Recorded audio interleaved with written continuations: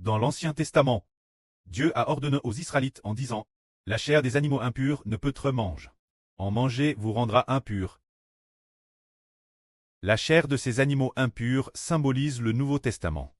Quant aux animaux impurs, symbole des incroyants. Les animaux symbolisent les traits humains. Par exemple, les buffles et les moutons symbolisent les croyants, ceux qui croient en Jésus-Christ.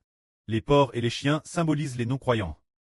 Alors, tout comme la chair des buffles et des moutons peut être mange, cela symbolise les paroles des croyants, que nous pouvons goûter, mais le porc et la chair de porc et la chair de chien ne peuvent être mange. C'était ainsi dans l'Ancien Testament. Ce que cela symbolise pour le Nouveau Testament, c'est que nous ne pouvons pas goûter les paroles des non-croyants, car l'écouter vous rendra impur. Est-ce que ce serait vraiment ainsi? Racontons quelques beaux témoignages, qui se sont tous produits parmi nous, pour nous apporter de beaux enseignements. Ce témoignage concerne deux sures. L'une des sures est notre sure Zaowan, quand l'autre sure, c'est la sure Haha. Ces deux sures ont toutes deux coups les paroles de non-croyants. L'une d'elles a failli trébucher. Parmi elles, parlons d'abord de la sure Jaowan. Il y avait une femme nommée Sure Fangzhou. Parmi nous, elle s'entendait très bien avec la sure Jaowan. Alors, l'âne dernière ou cette âne, il semble qu'une fois l'âne dernière, cette sure Fangzhou, elle envoyait sans cesse des paroles, la sure Jaowan. Envoyant sans cesse des paroles d'incardulite, la sure Jaowan. Alors ce jour, la sure Jaowan était sur le point de trébucher. Un groupe de frères et sœurs a pris pour elle. Et puis, Madame la sure Li Fakun a pris en pleurant. Plus tard, après que le soir soit venu, la sure Jaowan a pu se relever. Car pour cette sure Fangzhou, l'Esprit de Dieu dit qu'elle est une personne morte. Est-elle encore en vie? Comment Dieu peut-il dire qu'elle est morte? C'est qu'il n'a pas cru et est à la perdition. Ce moment-là, il y avait aussi quelqu'un nommé Canaan, un frère, envoyait aussi quelques informations la sure Jaowan, disant « Ah, tu as tort », envoyant toutes sortes de paroles d'incardulite, ce qui a rendu notre sure Jaowan faible. C'est parce qu'ils sont incroyants. Symbolise le chien et le cochon.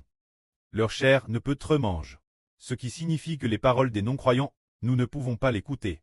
Il faut s'éloigner de l'autre sure, qui est notre sure Haha. La sure Haha est souvent très faible. Pour quelle raison? C'est parce qu'elle a trop de contact avec des non-croyants. Certes, notre sure les aime, mais puisqu'ils ne croient pas, leurs paroles entrent en nous, et nous devenons impurs, tout comme Dieu a dit que le porc ne peut être mange sa chair parce qu'elle est impure. La chair du chien n'est pas propre non plus. Ne pas manger, c'était ainsi dans l'Ancien Testament. Cela préfigure le Nouveau Testament, préfigurant ceux qui ne croient pas au frère Ashbert. Ceux qui ne croient pas au frère Ashbert sont impurs, tout aussi impurs que ceux qui ne croient pas au Seigneur. En voyant qu'ils ne croient pas l'intérieur d'eux, il y a des esprits malins. C'est le péchage d'incardulite qui est en eux. Plus ils parlent, c'est un peu comme si nous avions plus on a de la viande de chien, ou de la viande de porc. C'est se rendre impur soi-même. Alors dans l'incision, on ne peut pas s'approcher de Dieu. C'est quand nous écoutons les paroles des incroyants, cela fera naître en nous un cœur indrule, ou nous rendra plus faibles. Et c'est précisément pour cela, nous devons nous éloigner des incroyants. C'est dans l'Ancien Testament, et dans le Nouveau Testament que c'est ainsi enseigne, que ceux qui ne croient pas en frère Heber doivent être vie. Au premier cycle de notre reuse, l'apôtre du Seigneur Jean a écrit une pétreuse, disant ses frères et sœurs. Il semble que la deuxième pètre de Jean dise de s'éloigner des incroyants. Quand ceux qui ne reconnaissent pas Jésus-Christ, on ne peut pas l'accueillir, de peur qu'en les recevant, nous ne participions leurs œuvres. Il en va de Madame.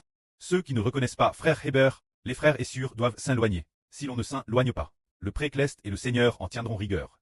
Car si nous les toyons, ils diront des paroles d'incardulite. Alors, celui qui ne croit pas en frère Heber, en qui ne croit-il pas finalement? C'est aussi équivalent de ne pas croire en Dieu et au Seigneur. Par conséquent, notre faiblesse vient du fait d'avoir toi par monsieur garde des incroyants.